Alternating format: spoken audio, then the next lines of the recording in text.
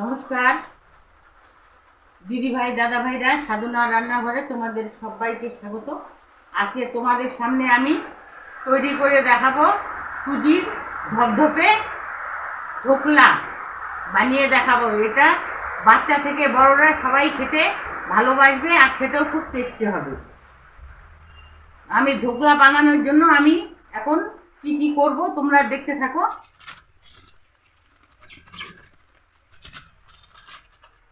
এখানে আমি একটা কাপ নিয়েছি আর এখানে সুজি নিয়েছি। এখানে কয় কাপ সুজি হয় আগে দেখে নেব।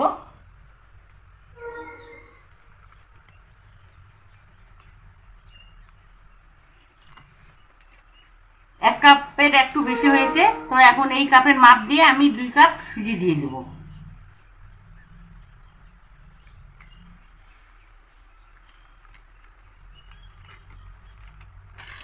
বাকি প্যাকেটটাকেও আমি কেটে নিচ্ছি।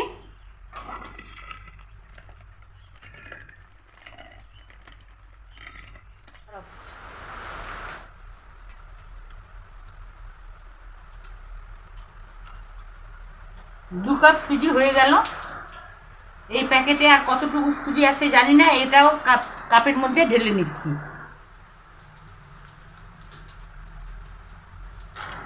2 প্যাকেট সুজি দিয়ে 3 কাপ সুজি হলো, এখানে দিয়ে দিব।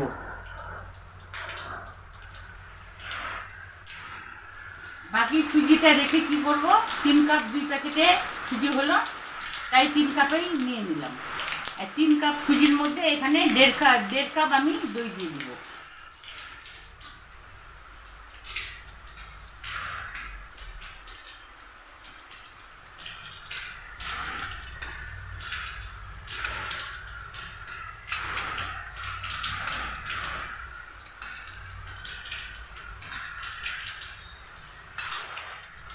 যেহেতু 3 কাপ সুজি আর 1.5 কাপ পরিমাণ মতো দই দিয়ে দিচ্ছি, টক দই।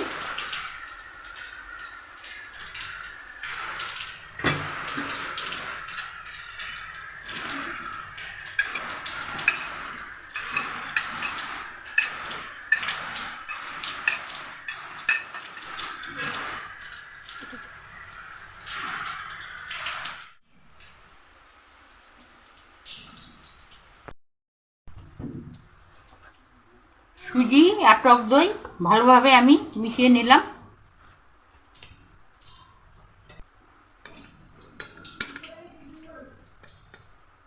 দিয়ে দেবো 1 চামচ নুন।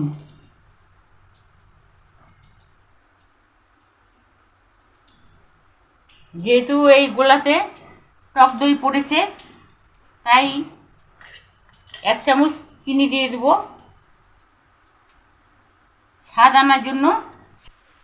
এখানে দই রাখা বাটিতে আমি 1 বাটি জল নিয়েছি। অল্প অল্প করে জল দিয়ে এটাকে ভালোভাবে তৈরি করে নেব।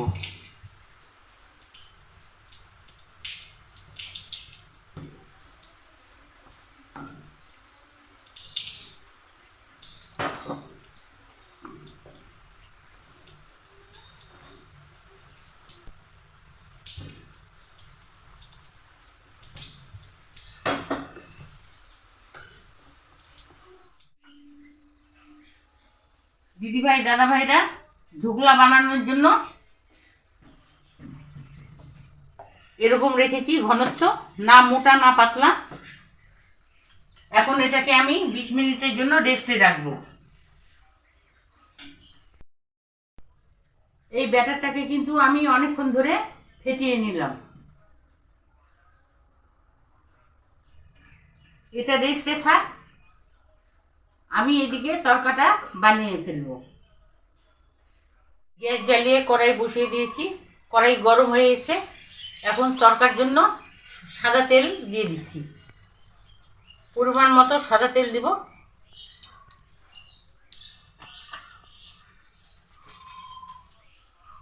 এক চামচ কালো সর্ষে,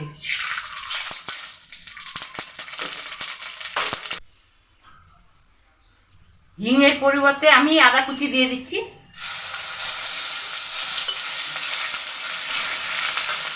5টা কাঁচা লঙ্কা,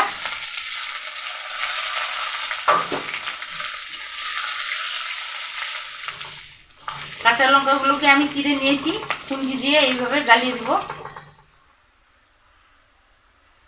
15-20টা কারি পাতা দিয়ে দিচ্ছি।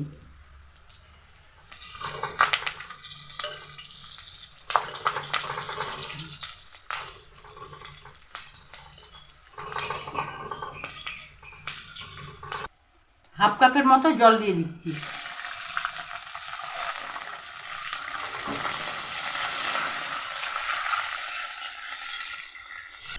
তরকা কমপ্লিট হয়ে গেল, এখন নামিয়ে ফেলবো।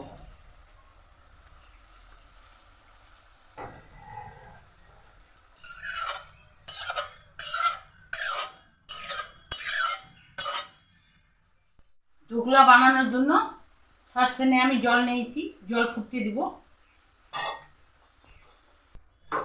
আমি সসপ্যানে গরম জল বসিয়ে দিলাম। ঢোকলা বানানোর জন্য জলের পরিমাণটা কতটা নিয়েছি তোমরা দেখে নাও। 1.5 লিটারের মতো এখানে জল দিয়েছি, যেহেতু সসপ্যানে এটা তৈরি হবে আর সসপ্যানটা উঁচু আছে তাই এই পরিমাণে জল একটু বেশি নিয়েছি। ঢোকলা বানাবো সেই বাটিতে এখন তেল মাখিয়ে নেব। 1 চামচের মতো আমি সাদা তেল দিয়ে দিচ্ছি বাটিতে।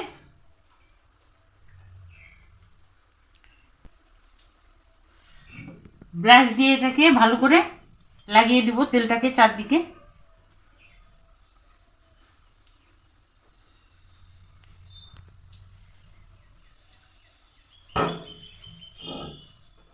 কুড়ি মিনিট পরে ঢাকা তুলে নিচ্ছি ব্যাটারে। এই ব্যাটারটাকে আবার ভালো করে মিশিয়ে নিব।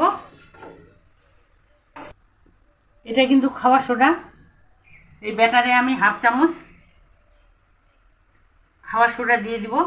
এই খাওয়া সোডার পরিবর্তে তোমরা ইনো ব্যবহার করতে পারো, আমি খাওয়া সোডা ব্যবহার করব।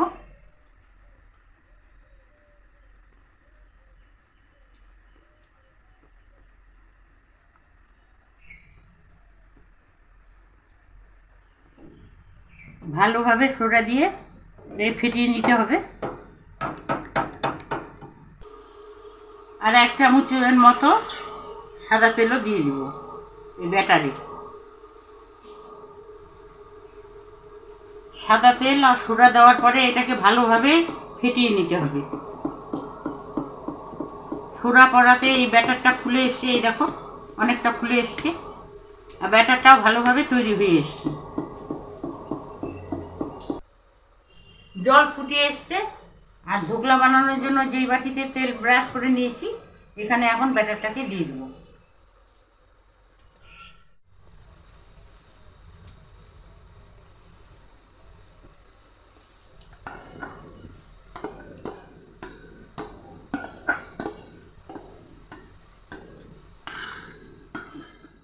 সম্পূর্ণ ব্যাটারটা আমি বাটিতে ঢেলে নিলাম আর ব্যাটারটা একটু ভালোভাবে সেট করে নেব, এইভাবে ঝাঁকিয়ে নেব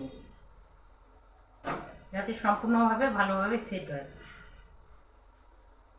এরকম আমি ঝুড়ি নিয়েছি, ঝুড়ির পরিবর্তে তোমরা থালাও ব্যবহার করতে পারো। তো আমি এই ঝুড়িটা সসপ্যানের উপর বসিয়ে দেব। জল কিন্তু ফুটে গেছে, বসিয়ে দিলাম। বাটিটা এখন ঝুড়ির উপর বসিয়ে দিচ্ছি।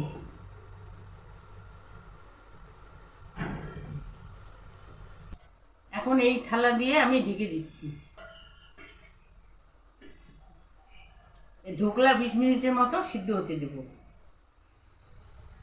চলে আসলাম 25 মিনিট পর। 20 মিনিটের কথা আমি বলেছি, সেখানে আমি 25 মিনিটে পর এসে ঢাকনাটা তুলে নেব।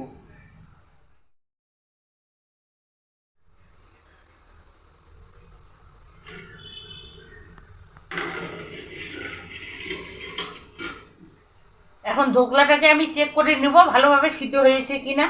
এই কাঠি দিয়ে বা ছুরির সাহায্যে তোমরা দেখে নিতে পারো। তো আমি এই কাঠি দিয়ে চেক করে দেখে নিব।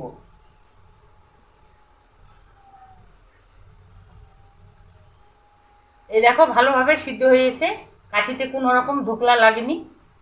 বুঝে নেব যে এটা সিদ্ধ হয়ে গেছে ভালোভাবে। এখন ঢোকলাটাকে নামিয়ে ফেলবো, গ্যাসের জালটাকে অফ করে দেব আর হাত দিয়েও দেখে নিব। এই দেখো ভালোভাবে সিদ্ধ হয়ে গেছে। ধুগলাটাকে এখন আধা ঘন্টার জন্য ঠান্ডা করে নেব।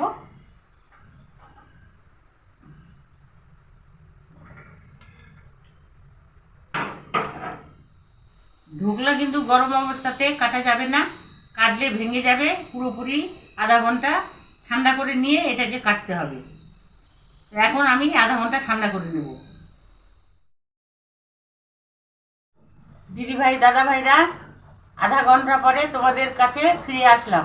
আমার ধুগলা ঠান্ডা হয়ে গেছে। এখন ঢাকনাটাকে তুলে নেব।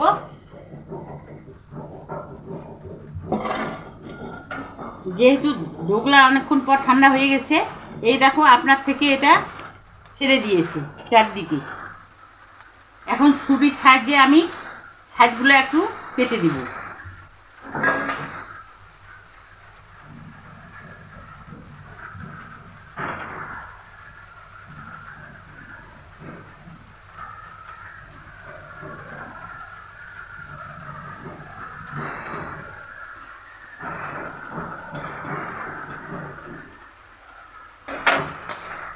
একটা থালা নিয়েছি,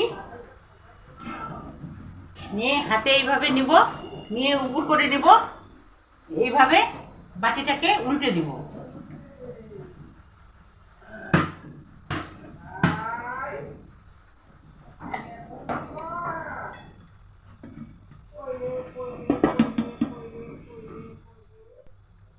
এই দেখো ধোকলাটা ভালোভাবে উঠে আসলো। এখন আমি ধোকলাটাকে ছুরি দিয়ে পিস করে নেব।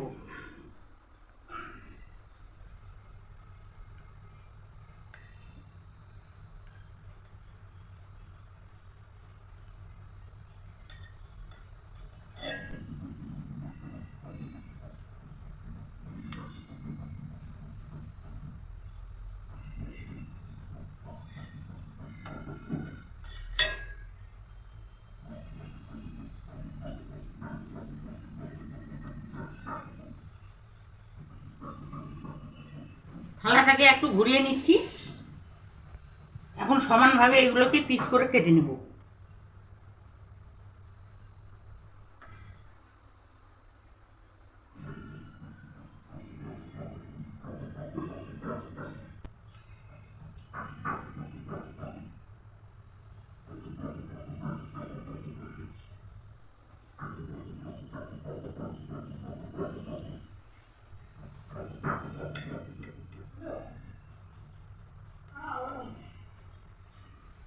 ধোকলাটাকে আমি পিস পিস করে কেটে নিলাম। আর এই দেখো ধোকলাটা কি সুন্দর স্পঞ্জি হয়েছে, আর জালি জালি ভাবও হয়েছে। এই দেখো কি সুন্দর জালি জালি ভাব। এখন বানিয়ে রাখা তরকা আমি উপর দিয়ে ছড়িয়ে দিব।